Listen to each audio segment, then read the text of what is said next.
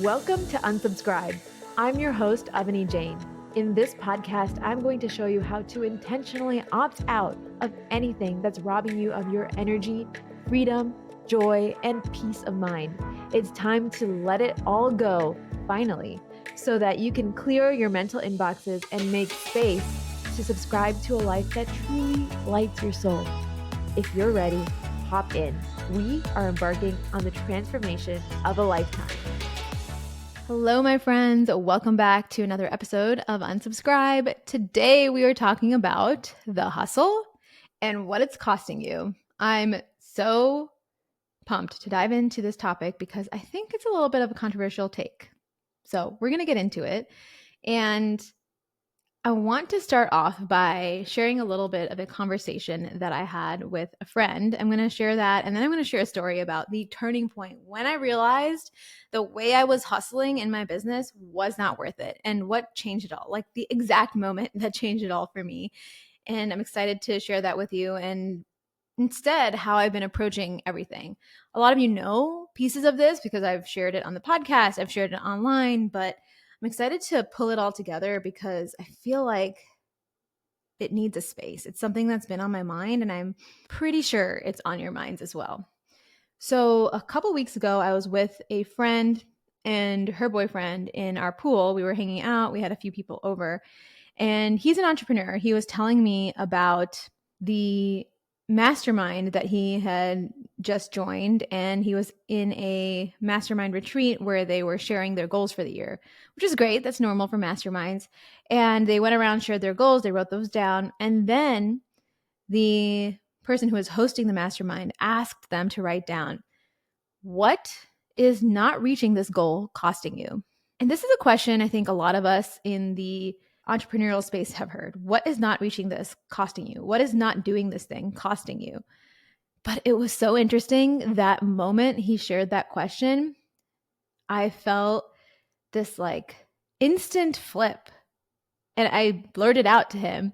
I would have asked him, the mastermind leader person, what is reaching this goal costing you?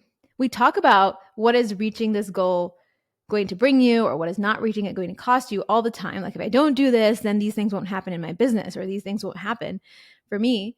But on the flip side, if I do this, what is the cost? Because there's always a cost.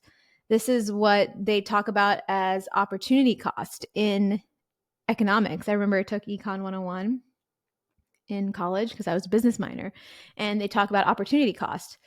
Anything I do, any opportunity I take, any step that I take is going to cost me something. There's something I'm giving up in order to take that action or get that result. And so we often look at goals and think about where they're going to get us, which is wonderful. Like I love goal setting and goal getting. I love reaching big goals. It's so much fun, especially for the Enneagram 3 inside of me. I love achieving things. But something I've been looking at a lot lately is the flip side. What is achieving this or going for this and getting this done going to cost me? Because it's going to give me something, which is wonderful, great, but is the cost actually worth it? Is it something I want to do in my life? Is it going to be justified? And it's not just the cost on the short term. What is the cost on the long term? A lot of us don't realize, especially when we're in our 20s, when we're in our 30s, when we're young. I'm hustling, I'm not sleeping, I'm not taking care of myself, I'm doing this, I'm working really, really hard towards making this $1 million year or, have this $10 million launch or whatever it is that I'm doing. But am I losing sleep? Have my hormones gone out of whack?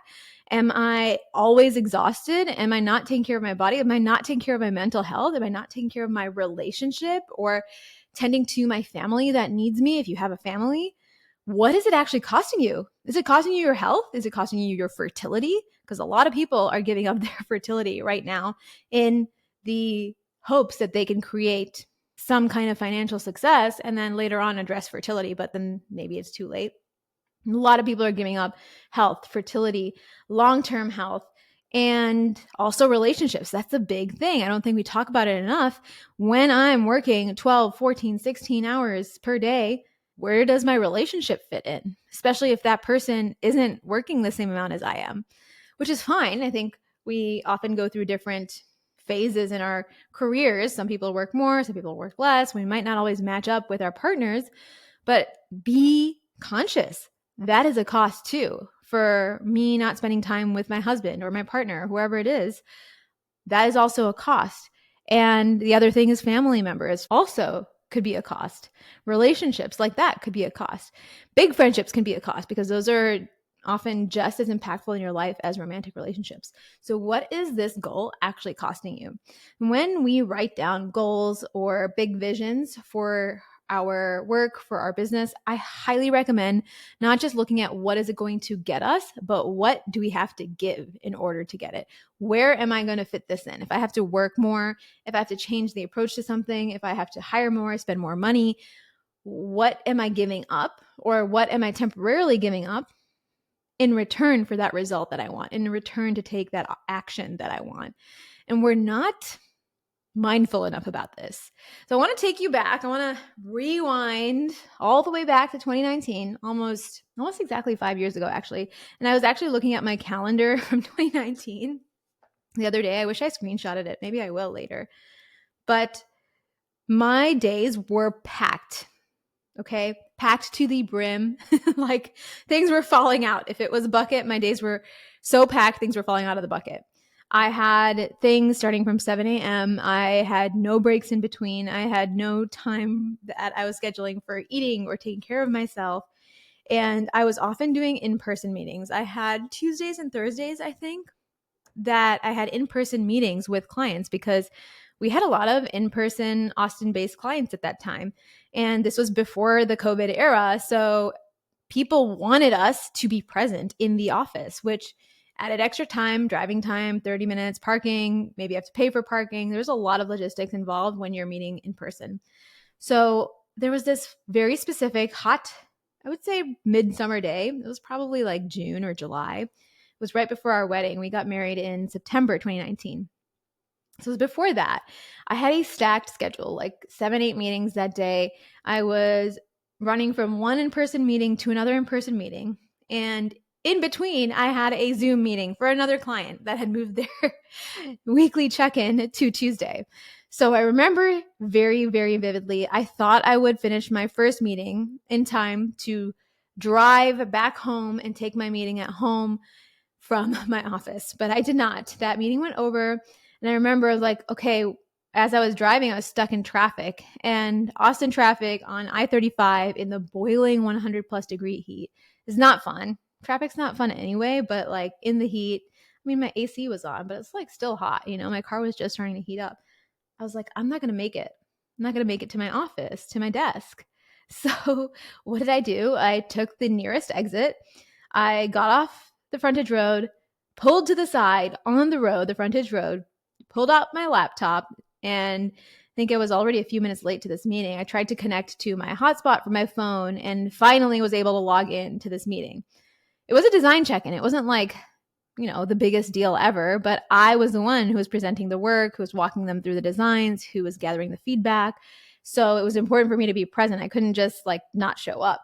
So I did. We did the meeting. It was great. I remember the client made a passing, like snide remark, like, "Oh, you're taking the meeting from your car." Haha. And that boiled my blood. Like, yes, I was taking my meeting from my car because I was going to show up. I always showed up. That's who I was and that's what I did. But in that moment, I was like, has it really come down to this? Like, what is my life? That just felt like a punch the gut for me. It felt like someone was stabbing me in the heart and then twisting the knife a little bit. Cause like already I was a little flustered. I was feeling really scattered and I still had to go to my next in-person meeting. So I was like, okay, this day's not over yet. It's hot. I'm hungry. I haven't eaten.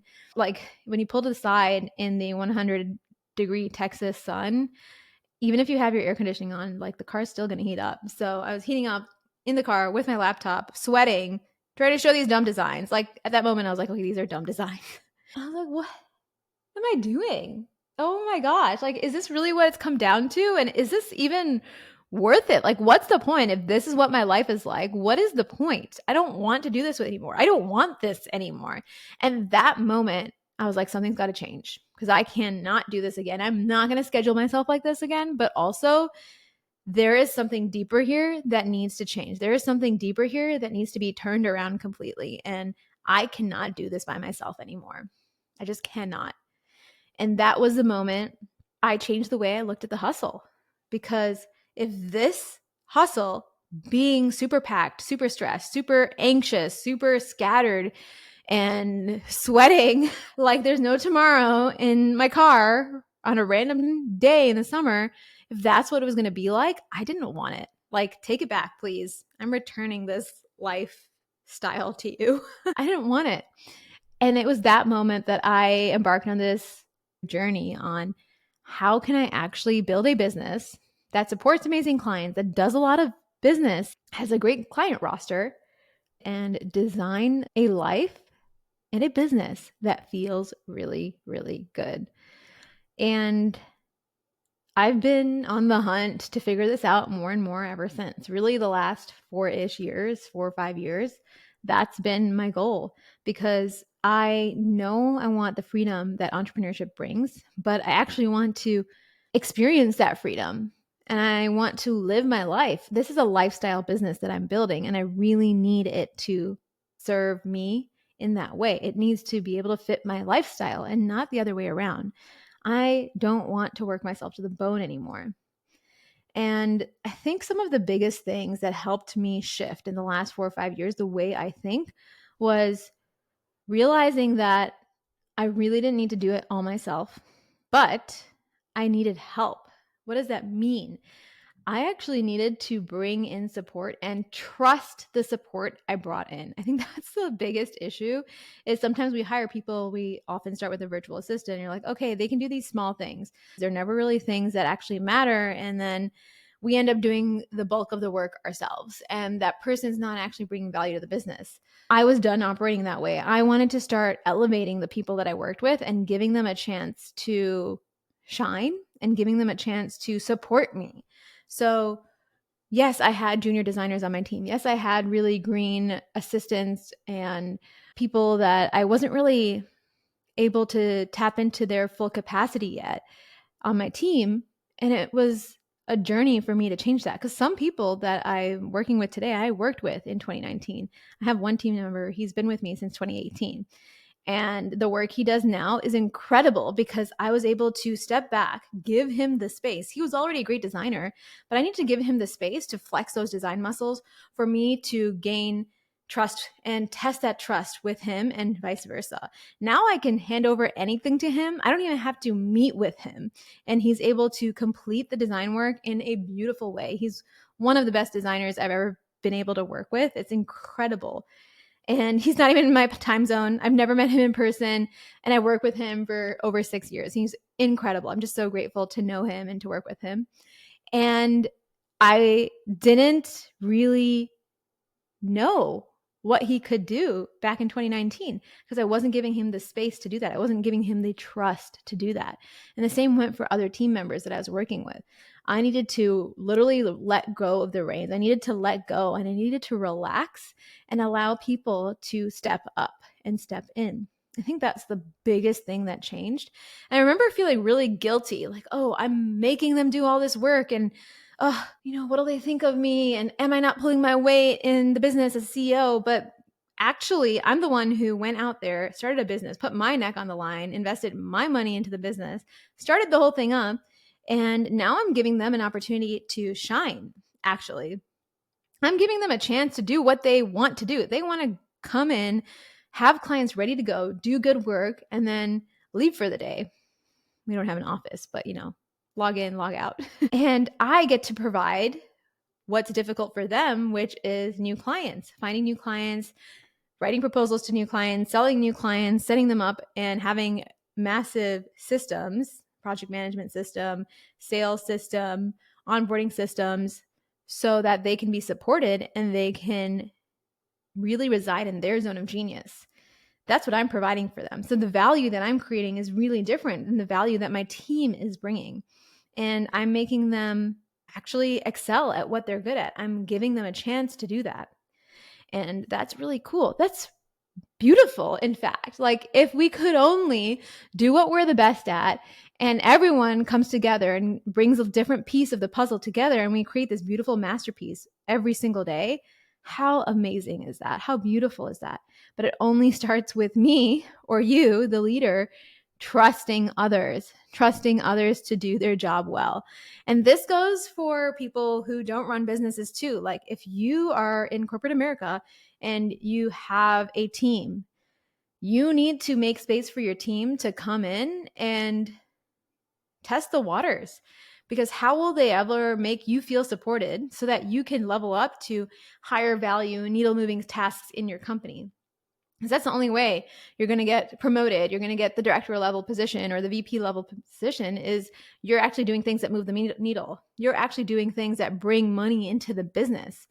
And when you do that, that's when you're noticed by the CEO. That's when you're noticed by the C-suite, the execs, the board, whoever it is. So the same philosophy applies to you, whether you're running a business or not. If you're in a workplace or a work situation, this can really be helpful. So that trust piece was kind of the biggest thing that I needed to get over. And I needed to trust others. I needed to make space for others and literally step out of the way. I needed to make openings and not just constantly be like, here's the task, but actually, I'm going to do it really quick because XYZ reason. Like you can't just take it back. You have to hand it over to them and you have to let them do it. And you have to let them do it wrong or make mistakes or do it poorly the first time, the second time, the third time, and give them feedback. The only way someone can step up and rise to the occasion is if you give them the chance to and you give them the feedback of what you actually need. I think sometimes we're scared to ask for what we need. So when I give a design task or a task to anybody, even not just on my team at my agency, but in my house, like I ask our assistant, hey, can you do X? She goes and does X and she does her best. Like we're all going to try to do our best. I really believe that. Like everyone around me wants to do their best. And she comes back and I say, hey, this is really wonderful, but have we thought about what it's going to cost to renew this? Is there a warranty? Do we have to pay for them to come service the product? What is delivery fees like? How long is it going to take? And what are the reviews like? So I have all these other questions and I send her back to go get those answers. And I know that, the first few times that I might assign a type of work to somebody, they might not know the follow-up questions I'm going to ask, but we're going to do it anyway so that one, I get a chance to tell them, hey, these are all the other things I need to know. And then they can absorb that and know that for next time. And I'm not just taking that task from her and being like, oh, I'm going to go finish it up. I'll just figure out all this stuff by myself. I'll just figure it out. I feel like that was the line I would always go to when I received something that wasn't exactly what I needed. I would just be like, I'll just go figure it out. I'll figure it out by myself. I'll do it myself. What a way to give up your power. Like, I'll just do it myself. I'll just figure it out by myself. It's just not the way we need to be. So trusting others, allowing for openings, and actually giving them the freedom to do the thing and allowing them to get better and to support you in the way that you need. Oh my gosh. How many times do we get in the way of the people we're asking for help from? Probably always. So I wanted to share these pieces. I feel like I went on a little tangent here about calling in support, but I think it's just so important. And it really ties to episode 22, where I talk about widening the base of support. So if you haven't listened to that one yet, highly recommend. I think it's one of my favorite episodes I've recorded thus far. But I want to just end on a couple different notes. Number one, coming back to the heart of the topic, what is the hustle costing you? I realized that hot summer day that the hustle was costing me my sanity, my happiness, my well-being, probably a lot of other things, like probably my health too, and so much more. And I was tired of it. I just wanted another way to be. And over the last 5 years, I went on this journey. And one of the biggest things I've had to learn is trusting others. And of course, there's a huge identity shift that occurred. That's probably what took the longest. And maybe I'll have to talk about that in a different episode. The identity shift is like the number one thing. If you want to massively change the way your life works, the way your business works or operates, you probably need to make an up level in your identity. And that's going to be hard, or the hardest. It doesn't have to be hard. Like we can reframe that too. We can unsubscribe to that. But these are all the pieces that were the most impactful thing for me in shifting. having a packed 8-meeting day to today, I might have 1, 2, 3 meetings, sometimes 4 meetings on my calendar, but it's only once a week. I have weeks that are typically 10 to 15 hours of work, sometimes less. Like last week, I took a few days off, so it was less, which is wonderful. It took me time to get here, but I want to share that this reality is possible. All it takes is one, realizing that it's possible, seeing other people in the world that are living this way. Two, realizing that you don't have to do it like others do. And asking yourself, what is the life that others live that I do want to live? And can I go learn from those people? So, like, there are some people having the reality you want, kind of, but not really. But do they have the full reality you want? I mean, they have the amazing business, but they also have a great life and the peace of mind. If that's what you want, go learn from them. Don't learn from the person that has an amazing business, but has broken relationships and a really terrible life outside of work, unless that's what you want.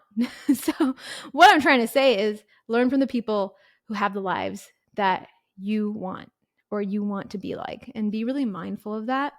And know that there is always a flip side. There's always a cost both ways for a goal. What is the goal costing you? And what is the goal going to give you? If I reach that goal, what is it going to take? And what is it going to give?